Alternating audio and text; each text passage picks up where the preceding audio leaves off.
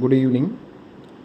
அப்புறம் இன்றைக்கி one more questions என்ன கேட்டாங்க அப்படின்னு பார்த்தீங்கன்னா, ஐடியில் பார்த்தீங்கன்னா இன்றைக்கி நிறையா கோர்ஸ் இருக்குது. ஃபுல் ஸ்டாக் இருக்குது, டேட்டா சயின்ஸ் இருக்குது, தென் சைபர் செக்யூரிட்டி இருக்குது. ஸோ இதில் நான் எதை படித்தா எனக்கு வேலை கிடைக்கும் அப்படின்னு ஒரு விஷயம் கேட்டாங்க. முதல்ல ஒரு விஷயத்தை நல்லா புரிஞ்சுக்குங்க.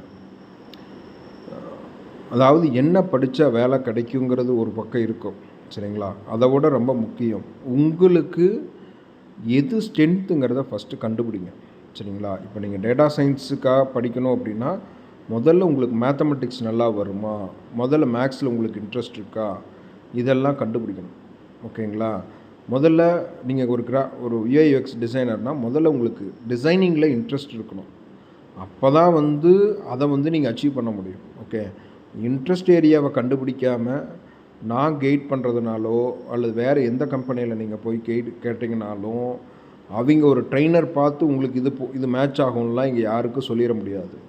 நீங்கள் பல துறைகளை ப்ராக்டிஸ் பண்ணி பார்க்கணும், பல கம்பெனியில் இன்டர்ன்ஷிப் பண்ணி பழகணும். இன்டர்ன்ஷிப் பண்ணும்போது அந்தந்த கம்பெனியில் வெவ்வேறு மாதிரி ஒர்க்கிங் கல்ச்சர் இருக்கும், வெவ்வேறு மாதிரி ப்ராப்ளத்துக்காக அவங்க வேலை செஞ்சிட்ருப்பாங்க.